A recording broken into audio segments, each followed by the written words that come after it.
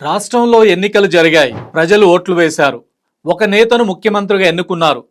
కానీ ఆ ముఖ్యమంత్రికి తన సొంత రాష్ట్రంలో అధికారులను బదిలీ చేసే పవర్స్ లేవు. పోలీస్ వ్యవస్థ ఆయన చేతిలో లేదు. కనీసం భూమి వినియోగంపై కూడా నిర్ణయం తీసుకునే హక్కు లేదు. అదేంటి, ముఖ్యమంత్రి అధికారాలు ఉండవా అని ఆశ్చర్యపోతున్నారా?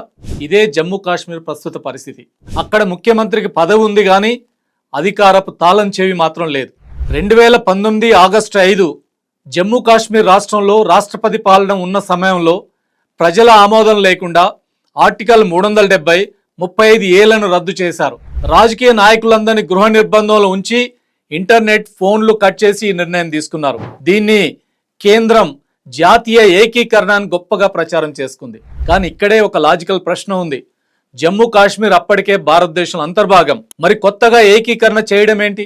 ఒక పూర్తి స్థాయి రాష్ట్రాన్ని 2 ముక్కలు చేసి కేంద్ర పాలిత ప్రాంతాలుగా మార్చడం మన ప్రజాస్వామ్య సమాఖ్య సూత్రాలకు ఒక పెద్ద దెబ్బ.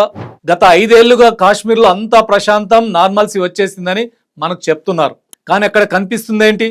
భారీ స్థాయిలో మిలిటరీ మోహరింపు, యాపిల్ రైతుల ఆర్థిక కష్టాలు, కాశ్మీర్ యువతకు ఉద్యోగాలు ఇవ్వకుండా సెక్యూరిటీ క్లియరెన్స్ పేరుతో వేధింపులు, నిజాలు రాసే జర్నలిస్టుల అరెస్టులు. ఇవేనా సాధారణ పరిస్థితులంటే? రాష్ట్ర హోదా ఇస్తామని అది చెబుతూనే 5 ఏళ్లు గడిపేశారు. చివరకు సుప్రీంకోర్టు మొట్టికాయలు వేసి డెడ్ లైన్ పెడితే కానీ కేంద్రం ఎన్నికలకు వెళ్ళలేదు. ఈ ఎన్నికల్లో ప్రజలు ఇచ్చిన తీర్పు చాలా స్పష్టం. ఇది కేవలం ఒక పార్టీకి వేసిన ఓటు కాదు.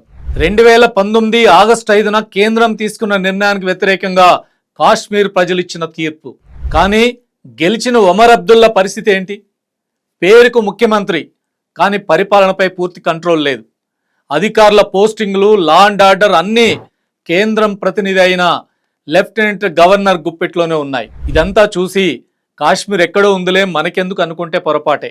ఇక్కడ గమనించాల్సింది ఏంటంటే జమ్మూ కాశ్మీర్ కేంద్రం చేతిలో ఒక ప్రయోగశాల మారింది. గతంలో కాంగ్రెస్ కూడా రాష్ట్రాల హక్కులను కాలరాసింది. కానీ ప్రస్తుత బీజేపీ ప్రభుత్వం రాజ్యాంగ సంస్థలను చాలా టెక్నికల్గా వాడుకుంటూ రాష్ట్రాలను బలహీనపరుస్తోంది.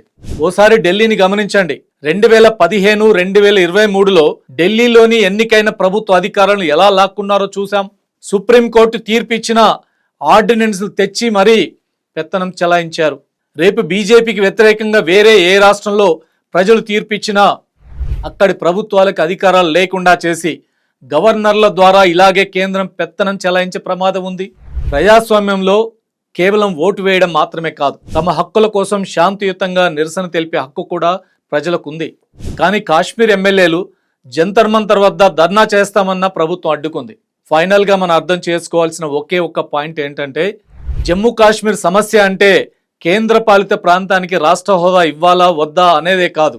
ఇది భారతదేశ సమాఖ్య వ్యవస్థ, ఎన్నికైన ప్రభుత్వాల పరువు, ప్రజాస్వామ్య హక్కులకు సంబంధించిన ప్రశ్న. కాశ్మీర్కు పూర్తి రాష్ట్ర హోదా అనేది కేంద్రం వేసే భిక్ష కాదు, లేదా కేంద్రం తన ఇష్టానుసారం ఇచ్చే సౌకర్యం కాదు. అది ఆ రాష్ట్ర ప్రజల రాజ్యాంగ హక్కు. అందుకే ఇప్పుడు కాశ్మీర్ ప్రజలు తమ రాష్ట్రానికి వెంటనే పూర్తి స్థాయి రాష్ట్ర హోదాను పునరుద్ధరించాలని డిమాండ్ చేస్తున్నారు. అంతేకాదు భూమి, ఉద్యోగాలపై రక్షణ కల్పించాలని, అక్రమంగా అరెస్ట్ చేసిన జర్నలిస్టులు, రాజకీయ ఖైదీలను విడుదల చేయాలని అడుగుతున్నారు. యువతపై తప్పుడు కేసుల వేధింపులు ఆపాలని కోరుకుంటున్నారు. దీనిపై మీ అభిప్రాయం ఏంటి? కేంద్రం అనుసరిస్తున్న ఈ విధానం ఇతర రాష్ట్రాలకు కూడా ప్రమాదకరమని మీరు భావిస్తున్నారా? కింద కామెంట్స్లో తెలియజేయండి.